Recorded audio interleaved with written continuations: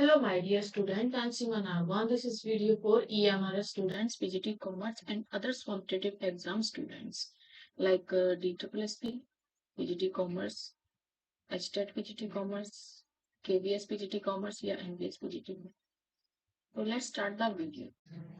On purchase of old furniture, the amount of thousand spent on its repair should be debited to. पूछ रहा है कि अगर हमने ओल्ड फर्नीचर लिया है तो जो 1000 का अमाउंट स्पेंड किया है किस पे, रिपेयर पे, वो किस में डेबिट होगा? Repair account, furniture account, cash account, and all this. देखिए, जब फर्नीचर कोई भी लाते हो, चाहे वो ओल्ड लाए हो या न्यू लाए हो, ठीक है, तो ये एक एसेट्स है। और एसेट्स जब भी लाते हो फर्स्ट टाइम, तो फर्स्ट टाइम लाते वक्त या तो आपने वेजेस दी है या इंस्टॉलेशन चार्जेस दिए हैं। इंस्टॉलेशन चार्जेस दिए हैं सभी आप, या फिर आपने रिपेयर्स के चार्जेस दिए हैं, सभी आपके किस में आ जाएंगे? एसेट्स के एक्सपेंस में आ जाएंगे। और यहाँ आपने फर्नीचर खरीदा है तो फर्नीचर पे जो भी खर्चा पहली बार किया है वो आपका किस में आ जाएगा? फर्नीचर के अकाउंट में ही आ जाएगा। फर्नीचर एक एसेट्स है और एसेट्स पे किए हुए खर्चों को आप कैपिटल एक्सपेंडिचर बोलते हो। ठीक है, क्योंकि एसेट्स आपकी नॉन ऑपरेटिंग एक्टिविटी है। ऑपरेटिंग एक्टिविटी वो जब आप कोई गुड्स बना रहे हो और उस पर खर्चा कर रहे हो।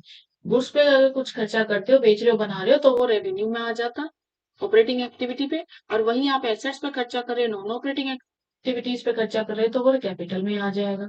ठीक है, फिलहाल रिपेयर अकाउंट आपका, अगर ये बाद में कराते हैं, ठीक है, सेकेंड टाइम रिपेयर कराते हैं, तो रेवेन्यू के अंदर रिपेयर अकाउंट में आ जाता है। बट ये क्वेश्चंस का फाइनल आंसर क्या होगा? Furniture account. क्यों? क्योंकि अभी आप जो रिपेयर करा रहे हो, पहली बार जब ओल्ड मशीन लाए हो उसी पे करा रहे हो, तो ये कैपिटल एक्सपेंडिचर में आ जाएगा और फाइनल फर्नीचर अकाउंट में शो करोगे। नेक्स्ट देखिए, charity expenses is credited to sales. Charity account debit to sales, charity credit, charity debit, sales debit, charity credit, sales debit. Charity कर रहे हो तो चैरिटी करना एक तरह से आपका दान देना है, तो डोनेशन दे रहे हो तो डेबिट में शो कर दोगे एक्सपेंस की तरह। और जो माल आप चैरिटी में दोगे उसे परचेज में क्रेडिट कर दो। ठीक है, सिमिलरली चैरिटी की जगह सैम्पलिंग कर रहे होते या एडवर्टाइजमेंट कर रहे होते, ठीक है, या माल लॉस हो जाता बाय फायर, तब भी आप परचेज को क्रेडिट कर दे। आप कह रहे गलती से आपने सेल्स को क्रेडिट कर दिया, ठीक है, गलती से आपने जिसे सेल्स में क्रेडिट कर दिया है तो उसको सही करने के लिए डेबिट कर दो। तो सेल्स को अब आप गलती को ठीक करने के लिए डेबिट कर दो, तो सेल्स तो हो गई डेबिट। वही चैरिटी एक्सपेंस को आपने डेबिट किया था गलत, तो उसे भी क्रेडिट कर दो ताकि एंट्री करेक्ट हो जाए। करेक्ट एंट्री करने के लिए जो चीजें आपने डेबिट की है उन्हें क्रेडिट, और जो क्रेडिट की है उन्हें डेबिट, यानी रिवर्स सिस्टम होता है। राइट आंसर हो जाएगा D. 1500 received from Bahadur, whose account was previously written off as bad debts, should be credited to. बहादुर था जिसे आपने क्रेडिट पे कुछ सेल किया होगा। क्रेडिट पे सेल किया होगा तो इज अ डेटर। डेटर कौन? जो आपको कुछ पैसे दे के जाएगा, ठीक है, कैश देता आफ्टर सम टाइम। बट अब ये पैसे नहीं देके गया तो आपका माल डूब गया, ठीक है, बैड डेट्स हो गए। आपने ये रिटर्न ऑफ कर दिए, बंद कर दिया खाता। कुछ टाइम के बाद यही बैड डेट्स दोबारा बहादुर आपको देने आता है, तो ये बैड डेट्स रिकवर हो जाएंगे। और जब ये देने आएगा तो ये आपकी इनकम को शो करेगा, यानी बेनिफिट दिखाएगा, प्रॉफिट को शो करेगा। और नॉमिनल अकाउंट कहता है कि जब भी आपको बेनिफिट होगा तो वो क्रेडिट होगा। यही क्वेश्चन आपसे क्रेडिट पूछ रहा है, तो क्रेडिट क्या हो जाएगा? बहादुर, बैड डेट्स रिकवर, सस्पेंस या कैश? तो बहादुर आपको देने आया है बैड डेट्स रिकवर, तो इनकम तो बैड डेट्स रिकवर से होगी, ठीक है, बहादुर से नहीं होगी। तो सस्पेंस अकाउंट तब बनाते जबकि ट्रायल बैलेंस में कोई कमी रह जाती, उसको दूर करने के लिए सस्पेंस अकाउंट ओपन किया जाता। कैश अगर आपसे पूछा जाता कि डेबिट क्या होता, तो कैश डेबिट होता है। यहाँ आपसे क्वेश्चन क्रेडिट पूछा, तो फिलहाल आंसर क्या हो जाएगा? Bad debts recover. Suspense account is open when dash does not tally.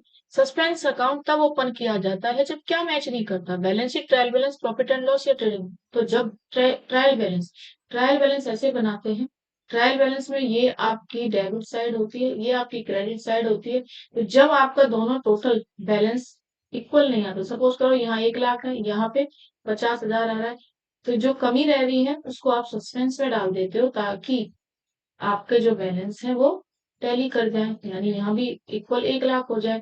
तो ये 50,000 सस्पेंस में डाल दोगे। सस्पेंस आपका टेम्परेरी बेस होता है, जब तक कि आप फाइंड ना कर दो कि कहाँ गलती हो रही है तब तक के लिए टेम्परेरी में आप सस्पेंस अकाउंट में डाल देते हो। तो ये ट्रायल बैलेंस को टैली करने के लिए डाला है। Which of the following error would be disclosed by trial balance? कौन सी एरर है जो दिखाई जाएगी? डिस्क्लोज मतलब दिखाई जाती है या प्रकट की जाती है, किसके द्वारा? ट्रायल बैलेंस के द्वारा।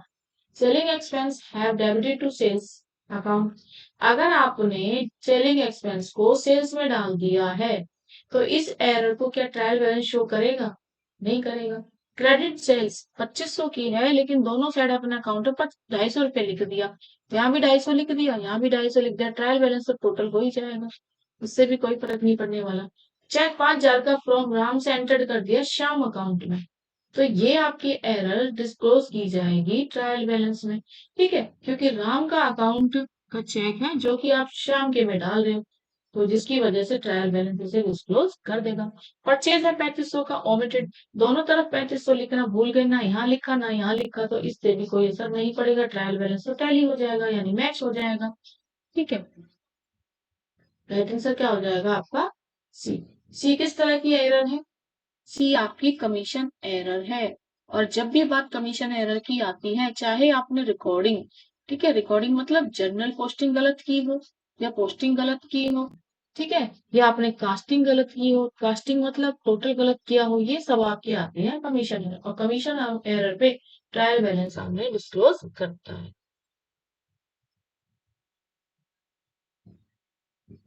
4,200 paid for conveniencing has been written off instead of capitalizing.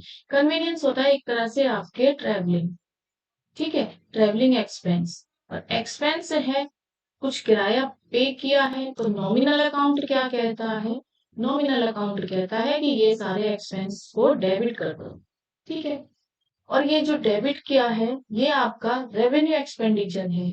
ठीक ठीक है, बिजनेस को चलाने के लिए अकाउंटिंग टाइमिंग पीरियड में, अकाउंटिंग पीरियड मतलब 1 साल के अंदर जो भी खर्च किए जाते हैं 1 अप्रैल से लेके 31 मार्च तक, वो सारी चीजें आप रेवेन्यू एक्सपेंडिचर में डाल देते हो। लेकिन गलती आपने कर दी, इसे कैपिटल में डाल दिया। ठीक है, कैपिटल में तो एसेट से रिलेटेड खर्चे डाले जाते हैं, यानी लॉन्ग टर्म से रिलेटेड खर्चे डालते हो। तो ये गलती किस तरह की एरर है? Commission, principal, compensating, omission. जब भी बात आएगी रेवेन्यू की और कैपिटल की, ठीक है, जब भी बात आपको एक्सपेंडिचर की पता ही नहीं है कि वो कैपिटल है या रेवेन्यू, उल्टा सीधा डाल रहे हो, तो ये एरर होती है प्रिंसिपल। राइट आंसर हो जाएगा बी। ठीक है, कमीशन में तो रॉन्ग करोगे, जनरल भी रॉन्ग करोगे, पोस्टिंग भी रॉन्ग कर दोगे, कास्टिंग टोटलिंग भी रॉन्ग कर दोगे, कैरिड फॉरवर्ड बैलेंस है वो भी रॉन्ग कर दोगे। कंपनसेटिंग में 2 एरर करोगे, एक दूसरे के इफेक्ट को खत्म कर देगी, नलीफाइड कर देगी। ठीक है, ओमिशन में तो भूल ही जाओगे, यानी रिकॉर्ड ही नहीं करोगे, नॉट रिकॉर्ड, या तो कंप्लीटली रिकॉर्ड करोगे या पार्शियली। ठीक है, machine is purchased for 10,000 which was wrong recorded in purchase account due to this error। एक मशीन की थी परचेज जो कि 10,000 में, जो गलती से रिकॉर्ड कर दी परचेज अकाउंट में। मशीन है वही एक एसेट्स, और एसेट्स लाते हो तो उसे एसेट्स में ही दिखाओ डेबिट, ठीक है, और परचेज में दिखाते हैं, परचेज को डेबिट तब करते हैं जब आप कोई गुड्स खरीद के लाते हो। तो यहाँ गुड्स की तो बात ही नहीं हो रही है, मशीन की बात थी जिसे आपने परचेज में दिखा दिया, तो गलती आपने कर दी।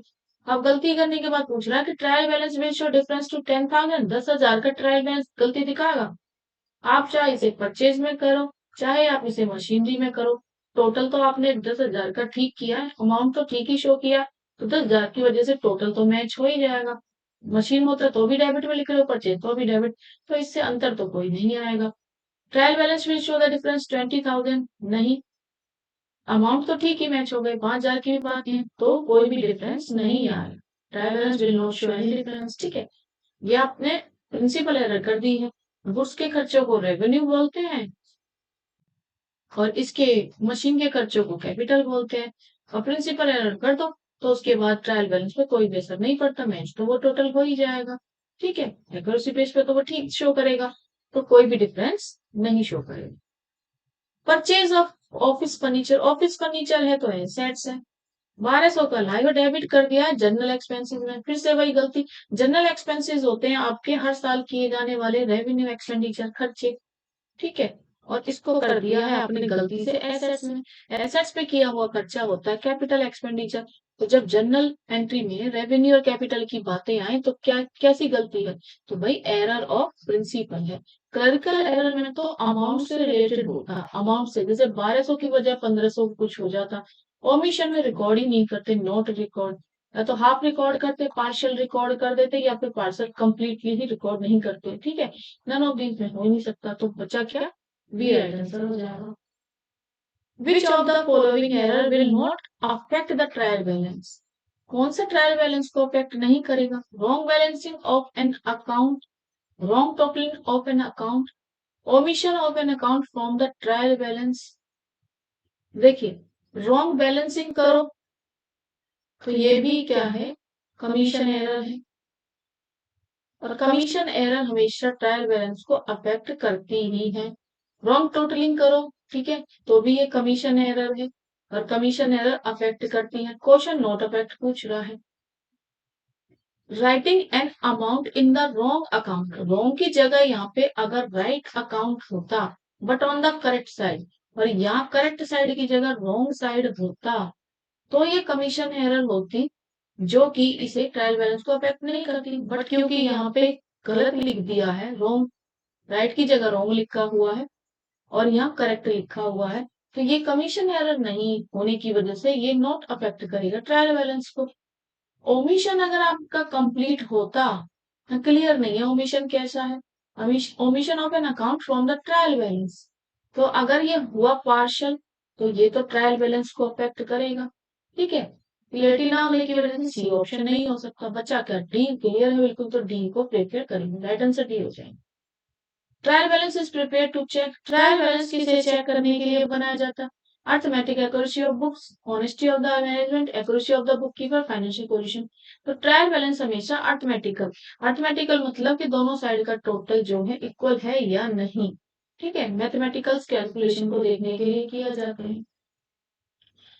ऑनेस्टी ऑफ मैनेजमेंट तो क्वालिटी हो गई, क्वालिटी को तो हम अकाउंट्स में दिखा ही नहीं पाते।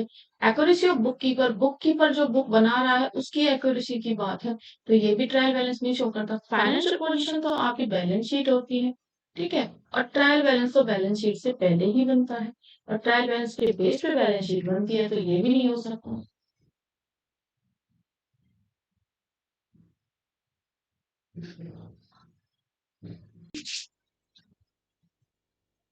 Rent paid to landlord amounted 500 was credited to rent account 5000. In this rectification entry, rent account will be debited bill. पहले तो देखिए रेंट की जो एंट्री होनी चाहिए, रेंट होता है हमेशा डेबिट, ठीक है। अब कह रहा है कि रेंट को उसने गलती कर दी क्रेडिट, यानी रेंट डेबिट होना चाहिए ड्यू टू एक्सपेंस, क्योंकि रेंट एक क्या है, एक्सपेंस है, जिसको आपने गलती से क्रेडिट कर दिया, तो एक गलती। दूसरा अमाउंट होना चाहिए था 500, जिसको आपने कर दिया 5000, 500 को 5000 लिख दिया, दूसरी गलती। तो आपने इस एंट्री में दो गलती कर दी है। अब पूछ रहा है आंसर आपसे कि रेंट को अब सही पोस्टिंग कर दो, डेबिट होना चाहिए डेबिट कर दो, लेकिन कितने से डेबिट करोगे? तो देखिए पहले तो आपको रेंट को जो आपने क्रेडिट किया है 5000 से उसको डेबिट करना है, तो रेंट अकाउंट डेबिट 5000 से तो करोगे ही करोगे। दूसरा, जो आप रेंट को क्रेडिट कर चुके हो 500 रुपए से, रेंट को 500 रुपए से भी जो क्रेडिट कर चुके हो, फिर से उसे डेबिट भी तो करना पड़ेगा, तो टोटल डेबिट रेंट कितने से हो जाएगा, 5000 प्लस 500, तो 5500 आ गया आपका आंसर। सी ऑप्शन आपका राइट हो जाएगा। The accountant opens the following account when trial balance does not match, अगर ट्रायल बैलेंस का टोटल मैच नहीं कर रहा है तो एक अकाउंटेंट कौन सा अकाउंट ओपन कर लेगा ताकि ट्रायल बैलेंस का डेबिट और क्रेडिट दोनों मैच कर जाए बैलेंस। सपोज कीजिए यहाँ 50,000 और यहाँ भी 50,000 आ जाए, सपोज करो यहाँ 40,000 टोटल आ रहा है, तो 10,000 को किस में डाल देगा अगर कुछ पता ही नहीं चल रहा है तो? कैपिटल अकाउंट में सस्पेंस ड्राइंग्स या प्रॉफिट एंड लॉस, तो सस्पेंस अकाउंट डाल के इस बैलेंस को सस्पेंस अकाउंट में डाल दिया जाएगा ताकि ट्रायल बैलेंस का मैच कर जाए total.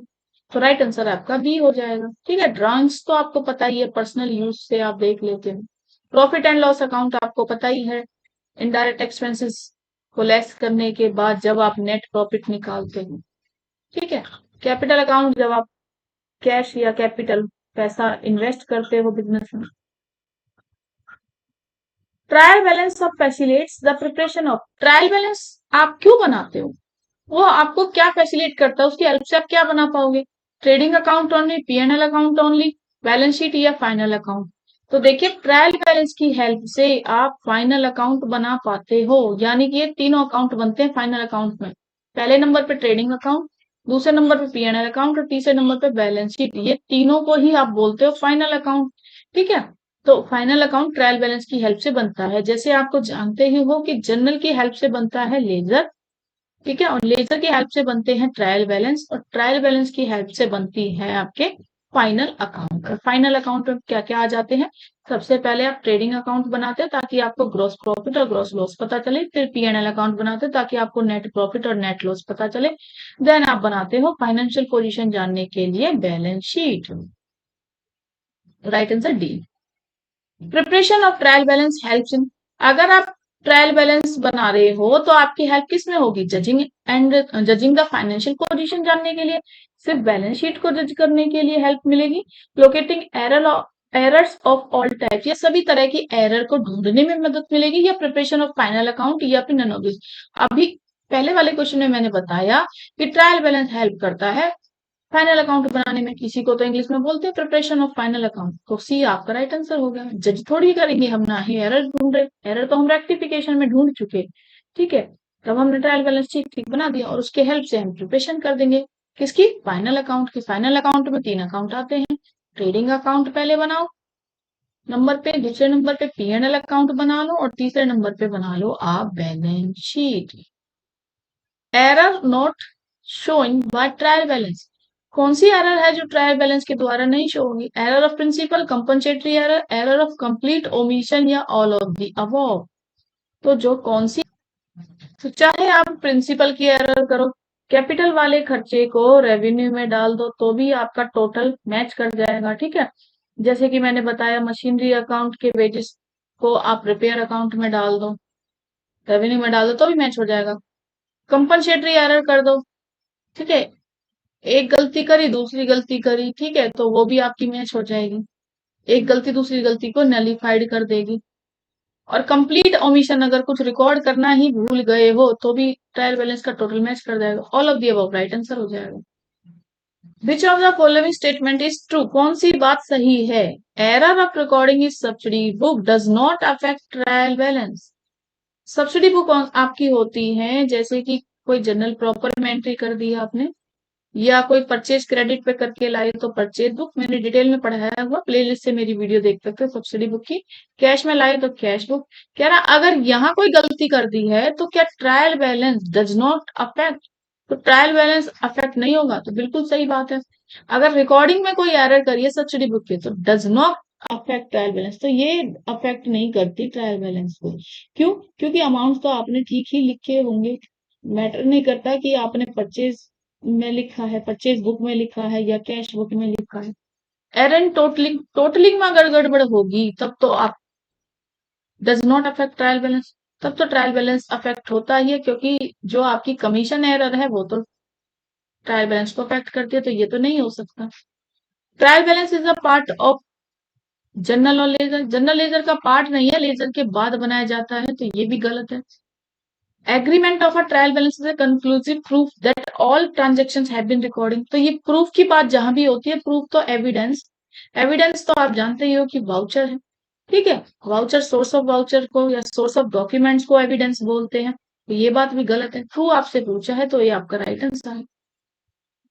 Suspense account in the trial balance will be entered in the, suspense जो अकाउंट बनाओगे उसको कहाँ ले जाओगे बाद में, मैन्युफैक्चर अकाउंट में, ट्रेडिंग में, पीएनएल में, या बैलेंस शीट में, तो उसे बाद में कहाँ ले जाओगे, बैलेंस शीट में। सस्पेंस अकाउंट का भी ये देखते हो कि डेबिट बैलेंस है तो एसेट्स में ले जाओगे, और क्रेडिट बैलेंस है तो उसे लाइबिलिटी में ले जाओगे, किसके में, बैलेंस शीट में। यही पूछा तो राइट आंसर डी हो जाएगा। Which of the following statement is false, गलत आपसे स्टेटमेंट पूछिए, all rectification entry are pass to journal proper.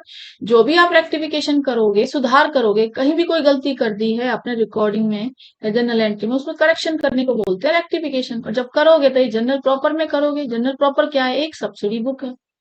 ठीक है, सब्सिडी बुक है, तो ये बिल्कुल बात ठीक है। आपसे फॉल्स पूछ रहा है तो ये आंसर तो नहीं हो सकता।